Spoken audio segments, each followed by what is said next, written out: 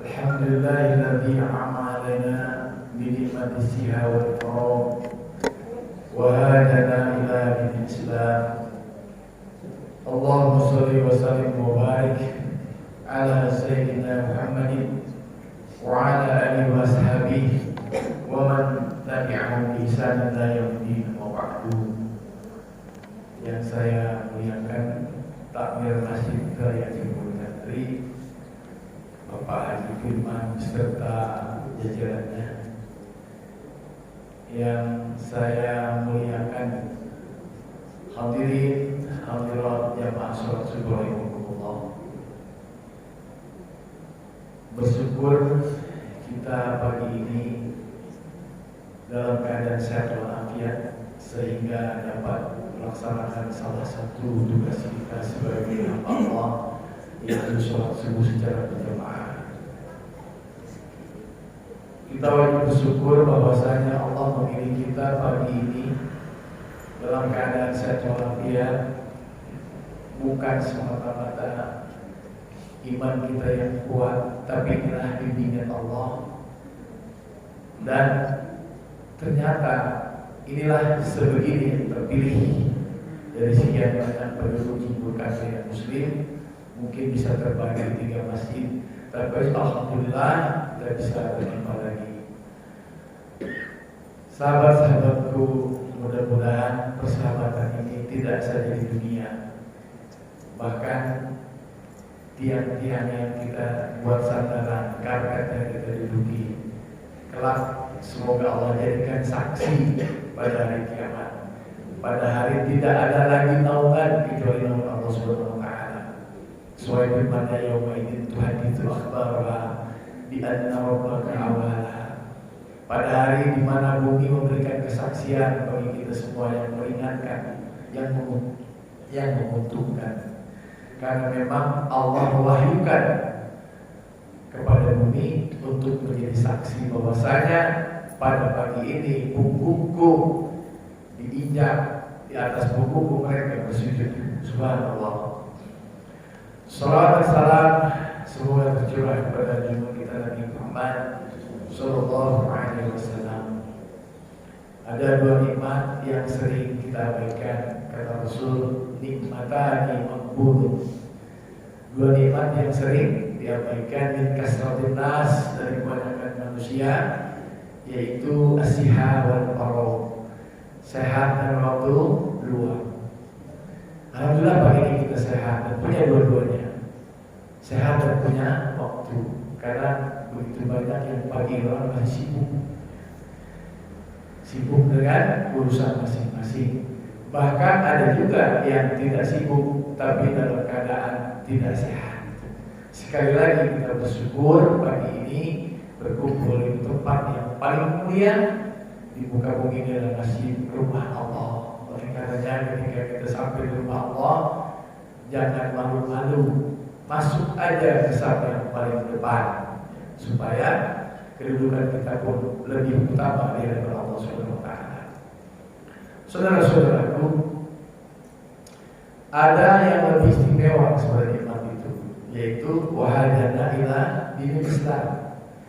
Nikmat ditunjukinya kepada syariat Islam, sehingga dengan syariat itu kita bisa menata hidup. Bagaimana? Bermuamalah. Bermuamalah itu bertransaksi, jual beli, gadai, pinjam, berinteraksi di masyarakat, namanya bermuamalah. Bagaimana kita bermasyarah, bergaul? Tentu saja dengan Islam kita pakai. Mengucap salam, mendengar senyum, menyapa, bertanya tentang kabar satu sama lain, mendoakan kesehatan. Itulah masalahnya orang Muslim, orang mukmin. Yang lebih hebat lagi beribadah. Kita baik itu beribadah mahdoh, secara vertikal, atau ibadah ghair mahdoh, bersosialisasi, berinteraksi. Nah itu juga secara Islam. Menikah secara Islam, walaupun masih belum murni, kadang-kadang kalau pernikahan itu kita saksikan nikahnya dengan syariat Islam, yang kasih khotbah nikah kiai anu, yang menikahkan kiai ini, tapi setelah itu Islamnya disingkirkan, yang di depan embel-embelnya. Ya. Tapi insya Allah perlahan, tapi yakin lama-kelamaan umat muslim, orang mukmin akan memilih yang mana budaya, yang mana syariat, yang mana kapan kita menempatkan itu semua. Supaya apa?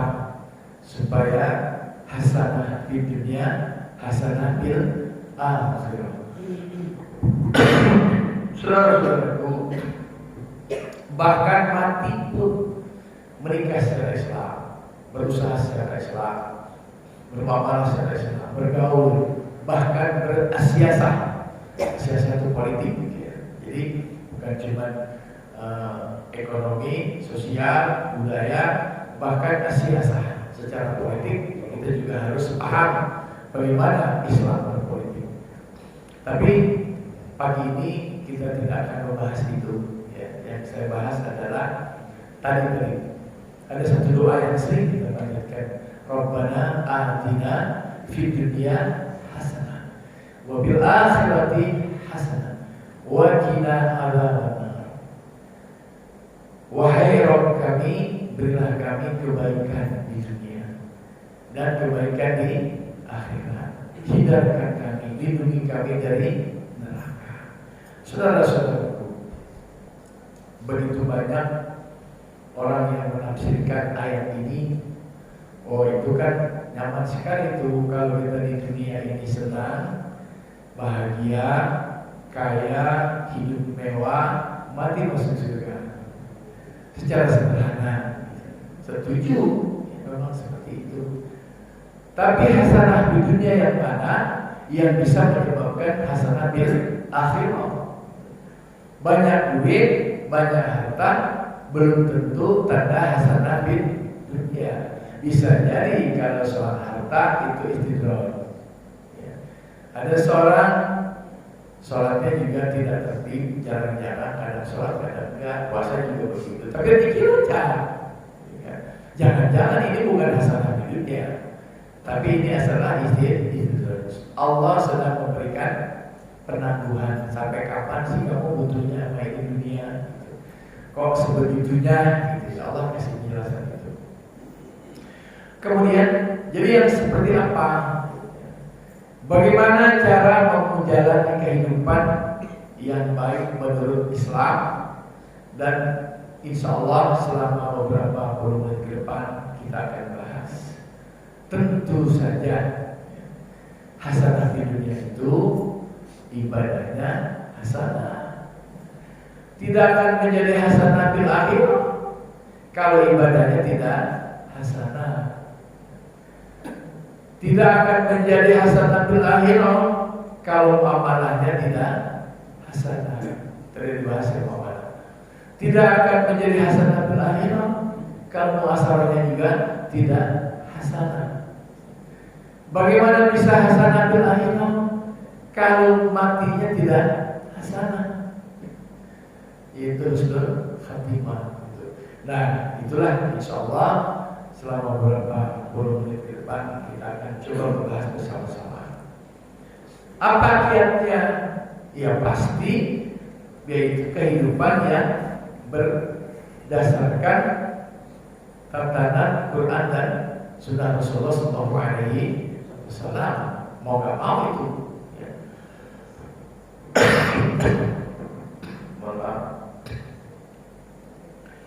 Lalu bagaimana supaya kita runut gitu ya, supaya kita menjadi paham bahwasanya bahwa kita betul-betul menjalankan perintah Allah yang ada dalam Quran dan dalam Sunnah Rasulullah SAW. Yang pertama kita harus perhatikan dulu untuk apa Allah ciptakan kita. Ya, ini udah sering dibahas, udah paham banget lah ya. Wa ma khalaqtul jinna wal insa illa liya'budun. Kita sepakati dulu itu. Jadi wama dan tidaklah khalaqtu kami ciptakan. Kalau khalaqtu itu sebenarnya saya, ya. Kalau khalaqna kami. Di sini Allah betul-betul menzahirkan bahwa Allah lah yang menciptakan. Faktanya bukan pakai kata khalaqna, tapi khalaqtu. Ana khalaqtu, nahnu khalaqna. Jadi kalau wama dan tidaklah, khalaqtu saya ciptakan, begitu kira-kira.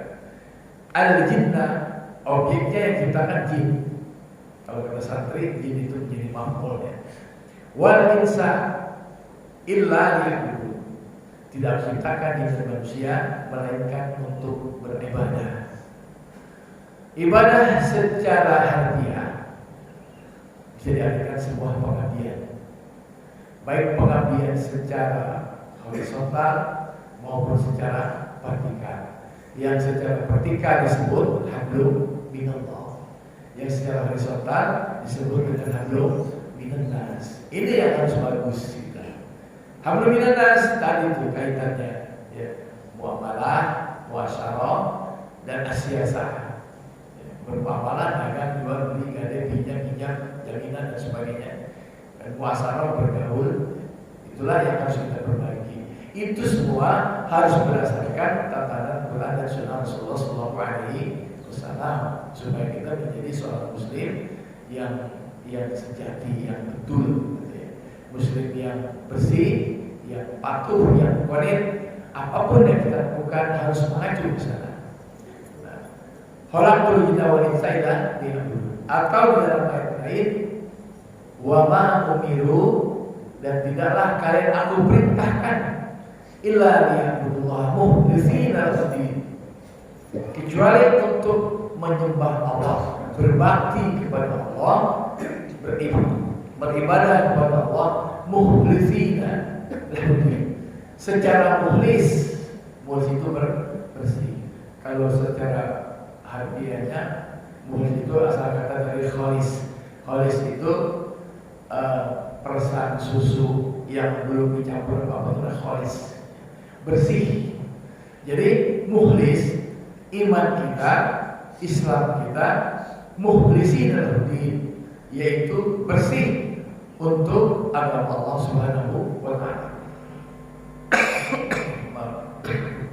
Bersih artinya tidak terkontaminasi dengan keyakinan lain, apa dari syirik, ya, kemudian riya, ujub, takabur, sum'ah dan sebagainya. Nanti kita bahas berbelakangnya. Baik, oleh karena mukhlishina lahu-din, maka kita pun harus menjalankan agama itu dengan baik, dengan lurus. Jangan ditempelin yang lain-lain. Ya. Kita boleh berbudaya secara orang Jawa, monggo. Ya. Tetapi jangan bertabrakan. Maksud saya begini, ada kearifan lokal. Ya, misalnya orang yang suka sungkeman kalau lebaran, diatur. Ya. Ini eyang sama yang kakung ya, putri duduk. Ya. Kemudian anak ini cucu pertama, anaknya cucunya ini bersalaman. Ya. Kemudian diatur anak kedua, anak ketiga, anak keempat. Bolehkah begitu? Boleh.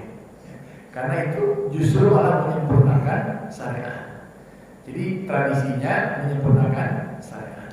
Jadi mengatur secara aplikatif bagaimana caranya bersungkeman. Karena ada dalilnya. Karena kita harus birrul walidain, memuliakan kedua orang tua. Itulah wa ma khalaqtul jinna wal insa illa liya'budun. Jadi beribadah secara vertikal dan secara horizontal. Jadi tugas kita yang pertama di muka bumi adalah beribadah. Sedangkan tugas yang kedua, wa idh qala rabbuka lil malaikati inni ja'ilun fil ardi khalifah. Wa idh qala, dan ingatlah ketika qala berkata atau berfirman rabbuka Tuhanmu lil malaikati, kepada para malaikatnya, inni ja'ilun fil ardi khalifah. Allah memberikan maklumat kepada para malaikat, sesungguhnya aku ini ja'ilun, menciptakan. Ja'il itu adalah kata kerja pelaku. Kalau ya'anu kata kerja, bukan pelaku, tetapi hanya kata kerjanya saja. Tapi kalau ja'ilun, aku yang membuat, aku yang menjadikan. Ja'ilun. Bedanya apa dengan khalaqtu? Kalau aku menciptakan, yahluku, menciptakan dari tidak ada menjadi ada. Kalau sudah ada, dijadikan sesuatu namanya ja'al atau ja'ilun. Ini ja'ilun. Sesungguhnya aku yang menciptakan, menjadikan fil ardi khalifah, di muka bumi sebagai wakil Tuhan. Khalifah itu wakil Tuhan. Ya hakikatnya sama saja. Ya RT, RW, camat, lurah, camat, bupati, gubernur itu khalifah. Artinya wakil Tuhan untuk menggelindingkan, menjalankan roda kehidupan. Dialah yang menjalankan hukum-hukum Allah lewat sebagai seorang khalifah. Khalifah artinya wakil Tuhan. Makanya harus adil. Dia hanya menjalankan memimpin untuk menjalankan perintah Allah Subhanahu wa taala. Makanya ketika kita sedikit mau berbau politik, ya harusnya itu gitu. Memilih RT, ya harus dia ada khalifah, paham paling tidak gitu. Kemudian RW, kemudian lurah, sampai dengan bupati, gubernur, presiden. Nah itulah ja'ilun fil ardi khalifah. Mereka itu khalifah. Nah, adapun nantinya kekhalifahannya itu berdasarkan apa, ideologinya apa, itu persoalan lain. Tetapi hendaklah pada umumnya khalifah itu, pemimpin itu wakil Tuhan. Fungsi yang kedua, pertama kita harus beribadah kepada Allah secara baik vertikal maupun horizontal. Kedua, tugas manusia sebagai wakil Tuhan, khalifah. Ingat, kullukum ra'in wa kullukum mas'ulun an ra'iyati. Bapak-bapak semua adalah khalifah. Minimal khalifah bagi keluarganya. Karena nanti akan dimintain wa kullukum mas'ulun an ra'iyati. Dan bapak-bapak hadirin semua akan dimintai pertanggungjawaban bagaimana memanage keluarga, bagaimana menghalifahi, memimpin menjadi khalifah sebagai khalifah di keluarga. Pasti akan ditanya itu. Rinciannya sangat detail. Sholatnya istri, wudunya istri, kemudian mandi janabatnya istri, semuanya. Bagaimana memperlakukan kepada suami, tanggung jawab suami, karena kita sebagai khalifah di muka bumi. Kalau nggak beres, pasti akan ditanya, diminta pertanggungjawaban. Oleh karena itu menjalankan kehidupan tidak sederhana. Oleh karena itu sebagai seorang suami wajib memberikan pengetahuan agama kepada istrinya, karena dia sebagai khalifah. Kembali kepada tujuan pernikahan, pertama menaklukkan syahwat, kedua membiarkan keturunan, yang ketiga menjalankan syariat Allah dalam rumah tangga itu, sehingga kita betul-betul berfungsi sebagai khalifah di rumah tangga kita. Lalu kullukum mas'ulun an ra'iyati. Kalian akan diminta pertanggungjawaban tentang itu. Oleh karena itu, aduh Ustaz, saya mana bisa ngajarin saya. Itulah majelis taklim fungsinya menjadi penghenti. Keberadaan masjid bukan saja membina jamaahnya, tapi juga membina secara personal maupun keluarga masing-masing. Disampaikan apa yang kita dapat hari ini, sampaikan kepada istri, kepada anak, bahwasanya saya ini sebagai khalifah. Jadi fungsi yang kedua adalah sebagai khalifah bil. Oleh karena itu, maka ketika kita ditugaskan menjadi khalifah, maka kita pun harus mengisi kehidupan itu berdasarkan tadi itu, kembali kepada Al-Quran dan Sunnah Rasulullah SAW. Tugas yang ketiga, wa huwa alladzi ja'alakum khala'ifal ardi. Yang dari surah Al-Baqarah ya, yang ini surah Al-An'am ya. Wa huwa alladzi ja'alakum khala'ifah. Di sini disebutkan bukan khalifah tapi khalaif. Bentuknya jamak.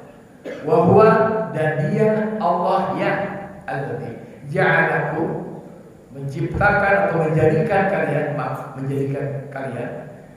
khalifah. Ini beliau ini khalifah semua, baik dalam skup yang sempit maupun yang lebih luas. Khalaif, makanya disebut khalaif, bukan khalifah jamak bentuknya. Khalifah al-ardi, bukan bumi. Wa rafa'a ba'dakum, ada yang derajatnya ditingkatkan dari ba'dakum fawqa ba'din, di atas mereka. Jadi artinya status sosialnya tidak sama. Ada yang pengacara, ada yang guru, ada yang akuntan, dokter. Semuanya adalah warfa'a ba'dakum fawqa ba'din. Apakah itu dalam pengertian warfa'a, bukan yang lain lebih hina, yang lain lebih tinggi? Dalam pengertian Allah memang memberikan nasib. Apa nasib? Bagian. Ulaika lahum nasibun mimma kasabu. Kalian itu adalah punya, harus mengambil bagian di dalam kehidupan dunia. Jadi dijelaskan wabtaghi fima atakumullahu darul akhirah wa la tansa nasibaka minad dunya. Carilah bekal untuk pulang ke kampung akhirat, tapi fungsi kita sebagai khalifah wala tansa nasibaka minad dunya. Jangan melupakan tugas kita sebagai khalifah di muka bumi. Harus ambil bagian.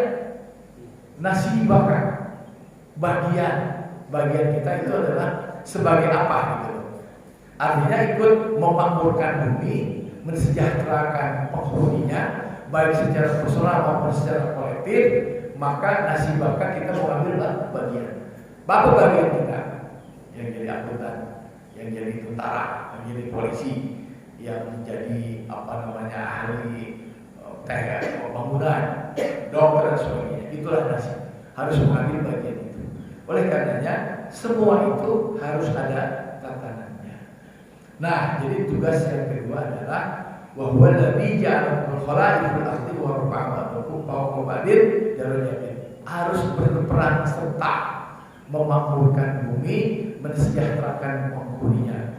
Makanya jangan membuat kerusakan di muka bumi yang lawannya. Yang kedua ya. Kemudian yang ketiga, tugas yang ketiga, ya ayuhan nasu inna khalaqnakum min dzakari wa untha wa ja'alnakum syu'uban wa qabaila. Wahai sekalian manusia, inna khalaqnakum, sesungguhnya aku, khalaqnakum, atau kami yang telah menciptakan kalian, min dzakari wa untha, jadi jenis laki-laki dan perempuan, wa ja'alnakum syu'uban wa qabaila, dan menjadikan suku bangsa, berbangsa-bangsa, wa qabaila, dan kabilah. Kabilah jamak dari kabilah. Jadi kalau dalam kabilah ini wa qabaila, ada di Indonesia ada kabilah Sunda, Jawa, ya, Batak dan seterusnya, itu kabilah. Bersuku-suku bangsa. Untuk apa? Lita'arafu. Bukan ta'aruf dalam pengertian saling kenal doang, tapi saling tolong menolong satu sama lain, karena ayat yang sebelumnya wa rafa'a ba'dakum fawqa ba'din, karena sudah dapat bagiannya semua untuk saling bersinergi, bekerja sama. Semuanya tujuannya adalah supaya menciptakan kemakmuran bumi, kemakmuran dunia, supaya hasanah fid dunia. Kalau semua sudah hasanah, efeknya mengalir akan hasanah bil akhirah. Jadi itu doa tidak sederhana walaupun ini malah sudah dinyanyikan, merdu, tetapi belum pernah dibongkar seperti apa yang sesungguhnya. Baik, dulu ya. Bismillah.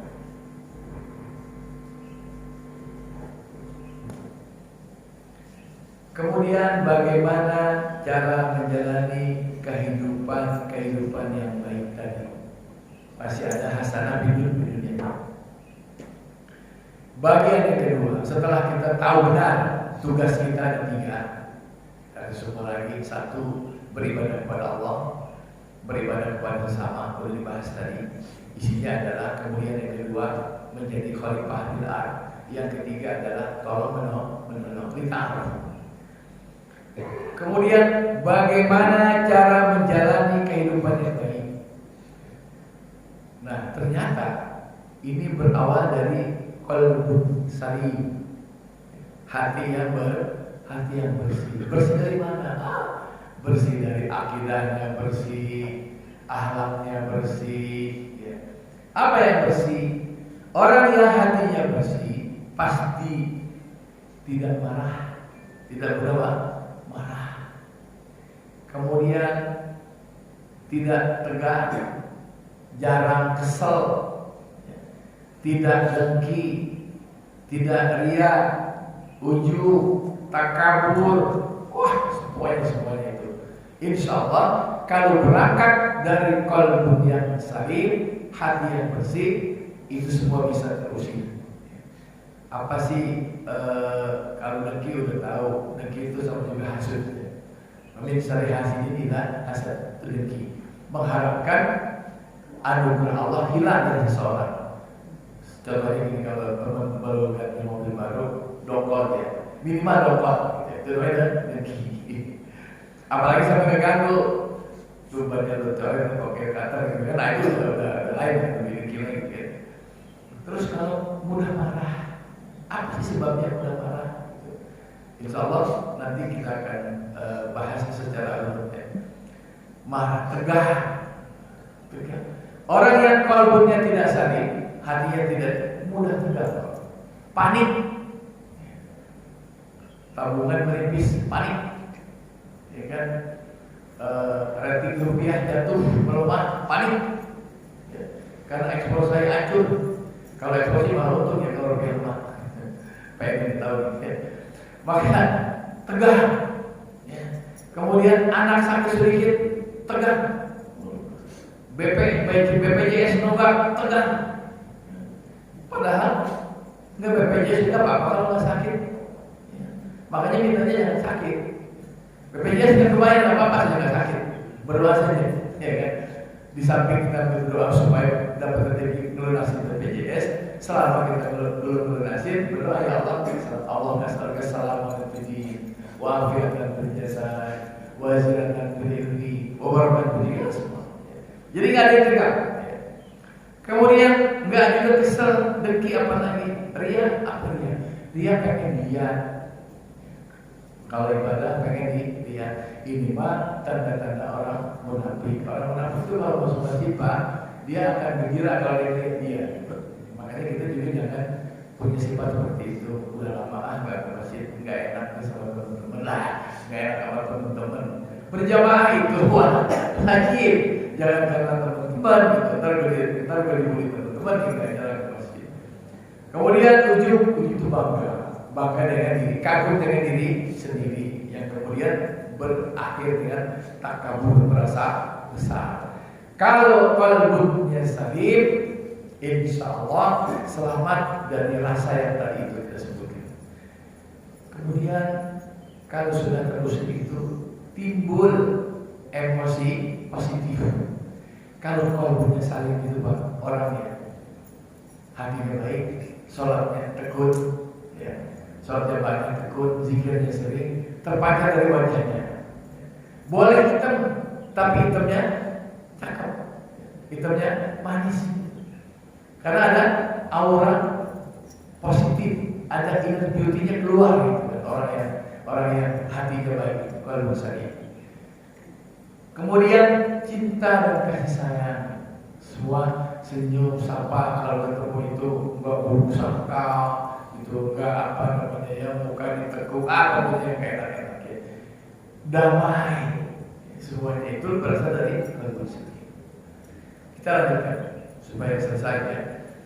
Bagaimana menurut ulama?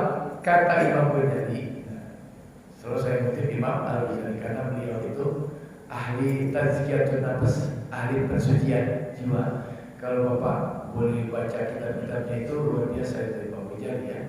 Ada Ihya Ulumuddin, ada apa namanya itu yang lain. Intinya adalah tazkiyatun nafs, pensucian jiwa. Apa kata beliau? Bersih hati itu, qalbun salim itu sumber terjadinya perilaku positif. Ya, perilaku positif. Iyalah kalau hatinya baik. Kata Nabi, di dalam tubuh kita ini, di dalam dada kita ada segumpal daging. Kalau daging itu busuk, busuk tingkah lakunya. Kalau daging kita sholat, sholatnya selalu dulu. Kalau daging itu sehat, maka sehatlah tindakan seseorang itu. Itulah namanya hati. Kalau hatinya baik, maka akhlaknya terpuji. Kemudian dari hati yang bersih segala macam kebaikan terpancar.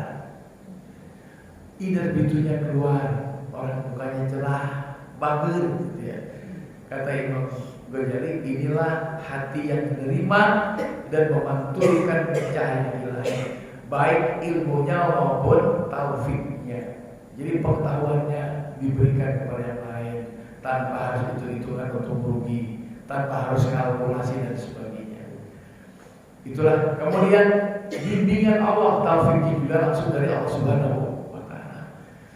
Itulah hati yang selalu mengajak kepada kebenaran dan kebijakan sebagai, kemudian sekaligus menolak kebatilan. Kalau sudah datang dari qalbun yang salim, pasti dia tidak mau berbuat batil. Dengan sendirinya sholatnya tanha anil fahsya wal munkar. Sholatnya mampu mencegah perbuatan keji dan munkar dan kemungkaran. Itulah hati yang bahagia. Jadi ternyata kunci kebahagiaan itu adalah qalbun salim. Kata Buya Hamka, bahagia itu sederhana karena sangat relatif. Seorang yang lagi mancing, happy-nya kalau lagi dimakan ikan, happy banget, bahagia.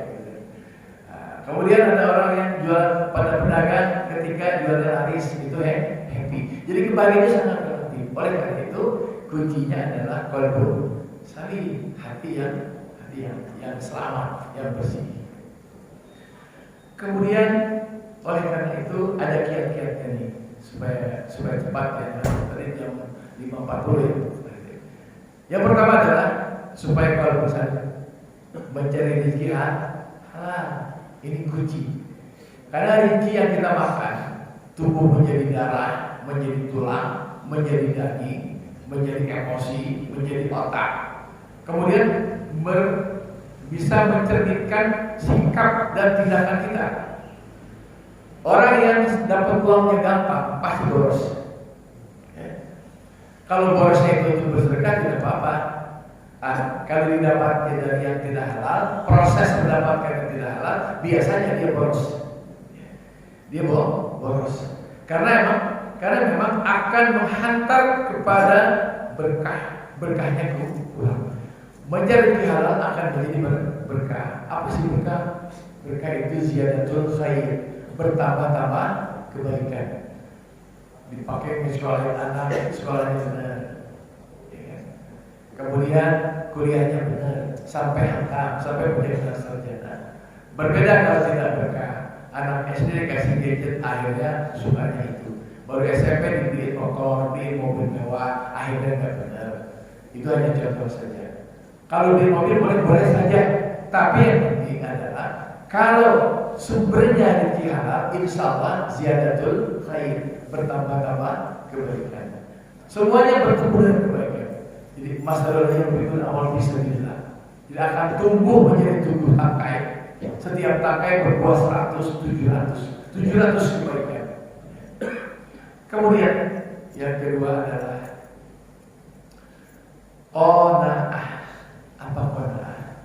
Qanaah menerima apapun pemberian Allah. Artinya berlapang hati dengan kenyataan yang kita miliki. Baik secara fisik, Allah takdirkan kita tidak tinggi, Allah takdirkan hidup kita pesek tidak mancung, ya. Allah takdirkan kita kulit hitam dan sebagainya. Itu juga termasuk berlapang hati. Jodoh, rezeki, ya, umur dan sebagainya. Kita harus berlapang. Itulah qanaah. Berlapang hati dengan rezeki yang kita dapat.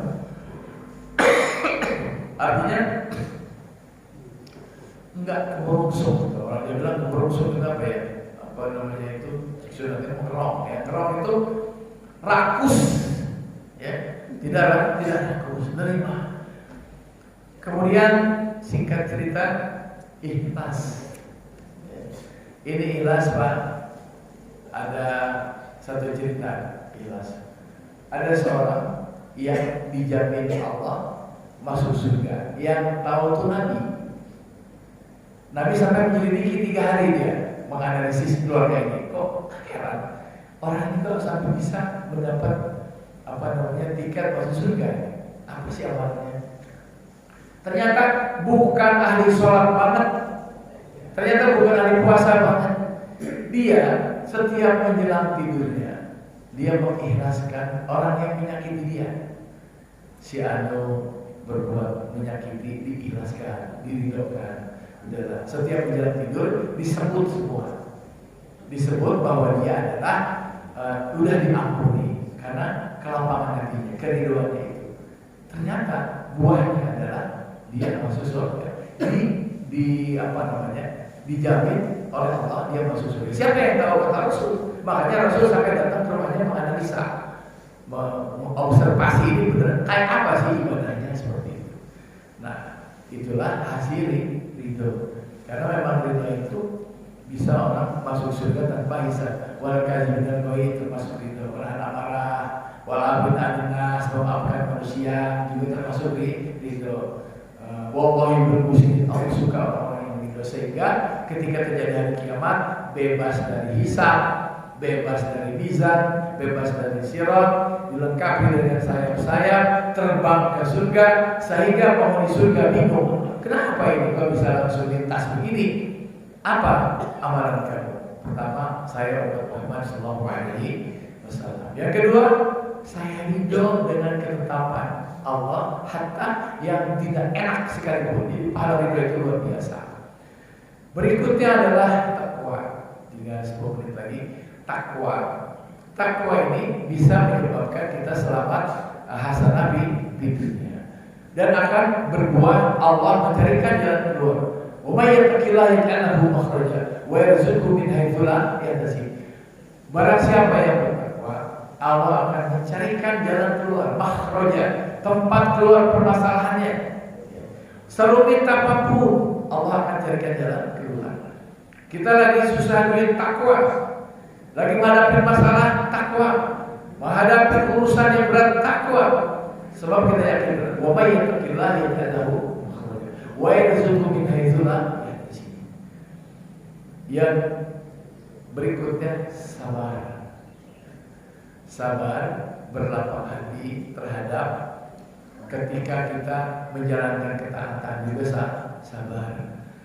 Begitu sudah menentukannya, salatu khairum minan naum. Wah, karena pulangnya udah malam, udah capek, tapi kita harus bangun. Harus sabar itu. Sabar untuk ketaatan. Kemudian sabar menghindari maksiat. Ini agak sedikit sulit. Sabar takwa hanya 300 upahnya, ya, 100 bahkan. Ya. Tapi sabar ketika menghindari maksiat 600 tingkatannya kebajikan naik ya, karena lebih susah Pak. Orang kalau sudah biasa, maaf di kampung kami itu lagi hobi banget, banyak korban pinjol, banyak korban slot ya. Ini karena dia untuk menghindari maksiat itu luar biasa berarti. Mereka juga bisa sholat juga, tetapi dia kena pinjaman online yang luar biasa. Sabar yang kedua. Sabar yang ketiga adalah sabar ketika mendapat musibah. Mendapat musibah harus bersabar. Inna lillahi wa inna ilaihi raji'un. Alladzina idza asabatuhum musibatun qalu inna lillahi wa inna ilaihi raji'un. Dan orang-orang yang ketika ditimpa musibah tidak tersulat, tidak menyalahkan Allah, tidak menyalahkan keadaan, tidak mengkambing hitamkan orang, ya. Bahkan dia sendiri dengan ikhlas, dengan ridho, dengan penuh kesadaran, inna lillahi wa inna ilaihi raji'un. Ini datang dari Allah, harus kembali ke Allah. Orang ini, jadi yang paling berhak mengucapkan innalillahi bukan teman-teman yang mengucapkan, itu juga tidak salah, benar, untuk mengucapkan bersyukur, mengucapkan innalillahi itu benar. Tetapi yang paling berhak adalah orang yang sedang kena musibah, dapat pahalanya. Ulaika alaihim shalawatun min rabbihim. Orang-orang itu yang mendapat ucapan selamat dari Allah Subhanahu wa taala. Masya Allah. Bayangkan kalau Allah sendiri yang mengucapkan selamat. Ulaika alaihim shalawatun min rabbihim wa rahmah, dan kasih sayang Allah. Wa ulaika humul muhtadun. Itulah orang yang mendapat petunjuk. Bayangkan punya anak perempuan sedang lucu-lucunya di kepang. Kemudian Allah panggil, mati, panggil Allah meninggal. Kemudian Allah panggil malaikat, hei bulan, hai malaikat, bagaimana sikap si bulan ketika anak kesayangan aku ambil? Masya Allah ya Rabb, dia tidak aral, tidak putus asa, tidak menyalahkan engkau, malah dia secara sadar mengucapkan inna lillahi wa inna ilaihi raji'un. Buatkan dia rumah di pinggiran surga, sebutkan itu namanya Baitul Hamd. Baitul Hamd, itulah rumah kesabaran. Masya Allah. Yang terakhir, insya Allah ini yang terakhir, selalu bersyukur. Ta'in syakartum la azidannakum wa in kafartum inna Allahi lasyadid. Sadar benar rezeki dari Allah kita syukuri, bukan soal jumlahnya tapi berkahnya. Syukur kalau banyak, semuanya disyukuri. Itulah kalau sudah kita mengalami ataupun menjalankan kiat-kiat yang saya sampaikan tadi, insya Allah kita menjadi orang yang memiliki qalbun salim, dan akhirnya hasanah fid dunya, ketika meninggal hasanah fil akhirah. Mudah-mudahan bermanfaat kajian ini, dan mohon maaf jika ada kesalahan. Masih ada waktu 10 menit lagi sampai dengan waktu Isra, masih boleh kita berbincang-bincang. Mohon dipersilakan Pak Suryadi.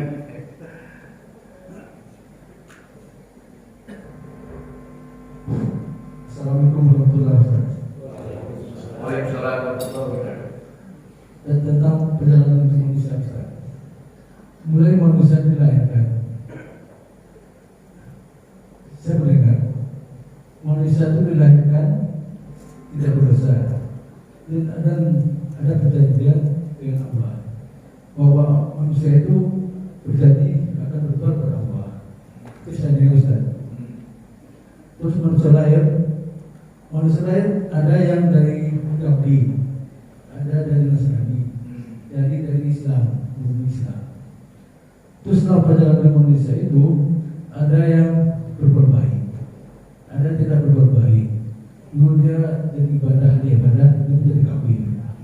Terus sampai manusia itu jodoh, ada rezekinya, dan meninggal.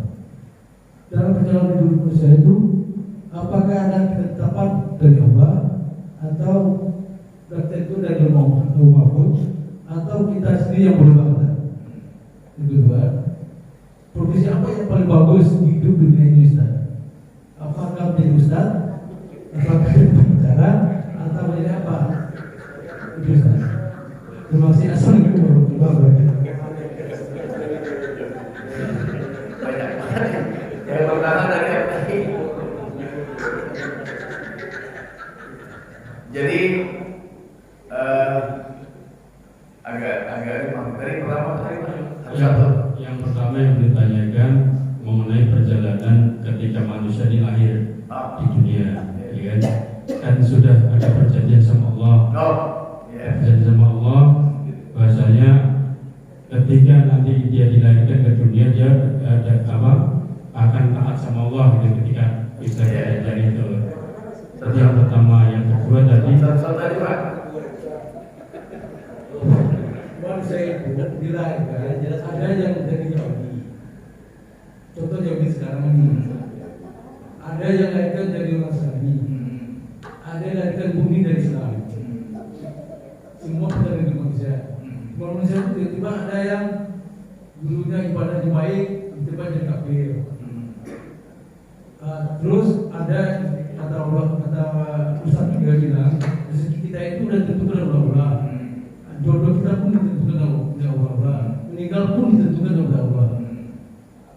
Terus pertanyaan saya, apakah semua perjalanan manusia itu sudah ditetapkan oleh Allah, atau kita sendiri menentukan semua perjalanan manusia itu?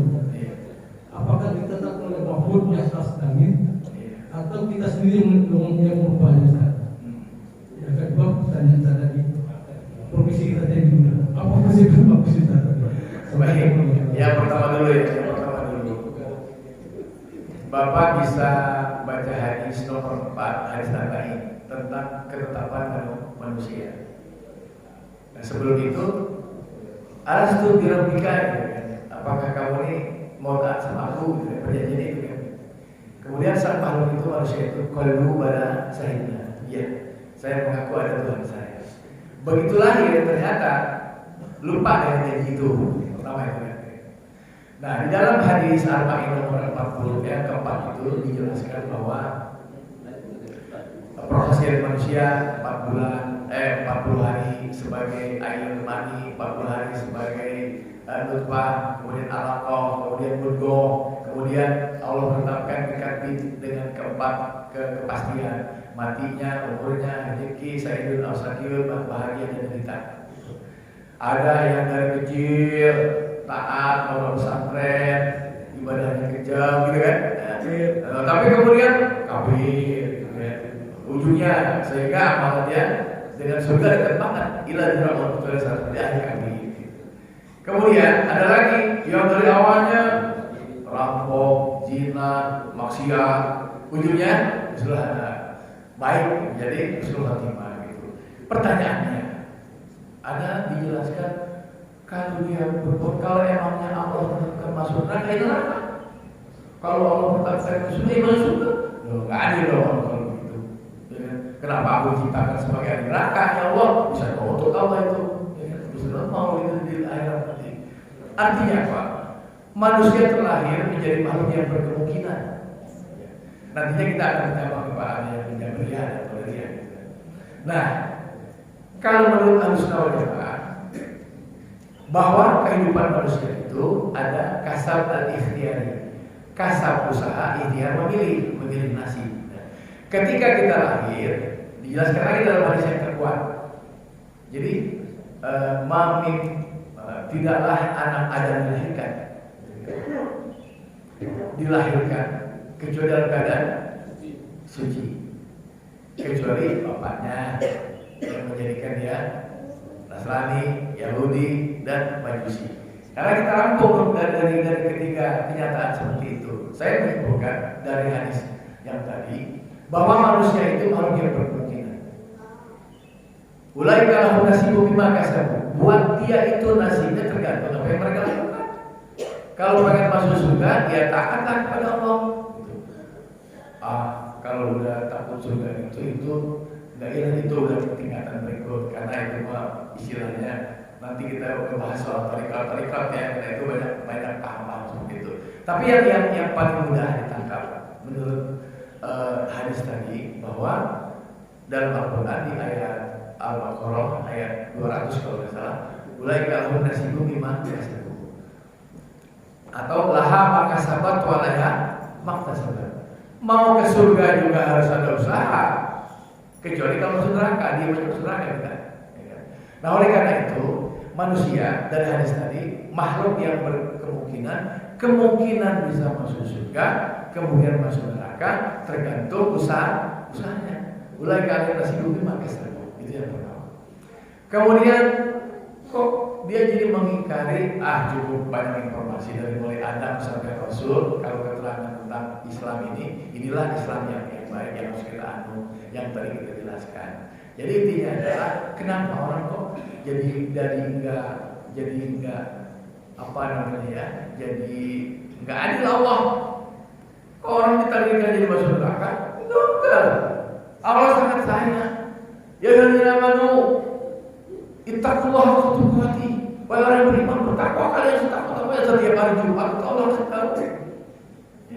Walau kamu tidak untuk muslimun, jangan mati di jalan medan Islam supaya bisa masuk surga semua itu. Jadi kata orang masuk neraka, usahanya. Maka sahabat walaya. Ada lagi kira-kira yang tadi belum dijawab. Oh, profesi. Kalau dia ada di audit contohnya kan. Kenapa? Dia lagi di audit sekarang ini. Kan memberikan masalah sekarang ini. Apa harus kita dari awal atau bukan? Tentu saja, karena kan dia Yahudi tahu, Yahudi tahu Quran. Emang orang Yahudi nggak tahu Quran? Dah habis Quran tapi dia memangnya dari otaknya laha maka sahabat, walaya maka sahabat, usahanya untuk mengecoh. Mungkin dia merasa lebih pintar, wani betul-betul melalui. Nah, itulah setan. Kenapa adalah Allah Taala? Bukan bodoh, karena sombong. Itulah Yahudi, orang yang paling sombong di dunia. Kalau secara keseluruhan ada juga agama Yahudi yang baik, yang memang pengaruh Musa alaihissalam mungkin masih ada. Tapi yang Bapak maksud adalah dari tahun 1, dari Adam diturunkan sampai sekarang, tahu kalau Yahudi itu orang pintar, wani menurut malamnya. Tetapi karena kesombongannya sama dengan iblis. Iblis dilaknat Allah Taala bukan karena kebodohan, lebih pintar dari Yahudi malah karena dia kesombongannya. Wallahu a'lam. Ada lagi tadi? Oh, profesi terbaik apapun baik selama dia acuannya ridho Allah. Itu aja. Katanya sebaik-baik pekerjaan mengajar Quran. Kalau ridho, ya, kalau ikhlas, kalau gak ikhlas juga sama saja. Intinya adalah acuannya mencapai ridho Allah Subhanahu wa Ta'ala. Jadi tentara, jadi apa? Yang paling baik, yang paling mendapat ridho Allah Subhanahu wa Ta'ala. Wallahu a'lam, mudah-mudahan bermanfaat. Baik, yang lain? Ya, ini saya menambahkan ini berdasarkan pengalaman saya ketika saya keliling juga pas ketika saya ada pengalaman di kampung saya ada. Jadi untuk orang memilih ini, ya, untuk pilihan ini agama ini memang tergantung ini berdasarkan akidahnya. Karena saya punya teman sekolah saya, ya, tidak usah saya sebutkan namanya. Memang dia dari kecil didikannya tidak diajarkan untuk agama, sehingga ya biasa-biasa aja. Dan orang tuanya menganggap bahwasanya semua agama ini baik, ya, semua agama ini baik. Gak dibekali agama yang kuat, akidah yang kuat, dia tidak istilahnya jika mau sholat zaman dulu istilahnya kita harus bawa obor, ya. Sehingga ketika dia kuliah, berpacaran sama orang Nasrani pun tidak ada masalah, dan sampai jenjang pernikahan tidak ada masalah. Karena apa? Menganggap bahwasanya semua agama baik, ya. Tujuannya sama satu, ini akhirnya murtad. Dari KTP-nya Islam masuk Nasrani. Yang pertama. Yang kedua, saya pernah keliling di daerah Sorotigo, maaf kalau di sini ada orang Sorotigo, dan di Gunung Kidul, di Klaten, banyak. Satu rumah itu beda agama udah terbiasa banget. Di daerah Sorotigo itu ada suatu daerah itu yang pernah kami datang kunjungin itu, yang awalnya Islam itu 90% di situ, sekarang tinggal 10%. Karena apa? Karena tidak ada akidah yang kuat itu, menganggap semua agama baik. Ini bagaimana ini juga menjadi PR buat saya pribadi, ya Pak. Ini sebetulnya PR buat semua orang Islam. Kenapa orang Islam pada murtad gitu ya? Karena apa? Karena pembekalan daripada mereka ini kurang. Dakwahnya syiarnya kita ke mereka mungkin lambat, ya. Sehingga mereka menganggap bahwasanya semua agama itu baik. Tujuannya sama satu, ya. Tujuannya sama. Itu. Ini pemahaman orang-orang yang memang dia tidak dibekali akidah yang kuat. Nah, makanya penting bagaimana kita tadi menjalin hubungan saling tolong menolong sama manusia. Tolong menolong dalam arti bukan hanya istilahnya kita menolong dalam segi materi saja, tapi bagaimana tolong menolong dalam agama Allah, saling menguatkan agama Allah. Ini tambahan saja Ustaz, supaya tadi misalnya disampaikan beliau jadi training. Jadi agama ini adalah bagaimana tergantung kita dari kecil. dari kecil akidah kita berlanjut ada usaha, bagaimana pentingnya kita mendapatkan iman ini luar biasa. Karena zaman Rasul ini Pak, sedikit dua lagi. Zaman Nabi ini untuk mendidik Rasulullah SAW mendidik sahabat-sahabatnya ini untuk mendidik imannya menjadi iman yang betul kepada Allah ini 10 tahun Pak. Belum ada perintah sholat itu 10 tahun agar tauhidnya itu betul 100% kepada Allah. Hari ini kan kita lahir dalam keadaan langsung Islam katanya, ya. Tapi tidak ada usaha atas iman. Ini itu saja, ini tambahan saja Pak. Baik, terima kasih Pak Yono atas ziyadah atau tambahan ya. Mudah-mudahan bisa memperkaya perbendaharaan kalimat kita. Baik, kita akhiri dengan doa. Alhamdulillah. Oh, masih ada. Oh, silakan. Assalamualaikum warahmatullahi Boleh. Yang disampaikan Pak Ustaz tadi bahwa untuk mendapatkan ridho Allah pertama harus tidak beriri, kemudian tidak bersombong, kemudian mempunyai hati yang bersih, kemudian bersabar dan bersyukur. Yang kalau dikatakan Pak Ustaz, nanti kalau penghuni surga itu di surga apa punya nafsu Pak Ustaz? Ketika kita di surga berarti apa maksudnya nafsu?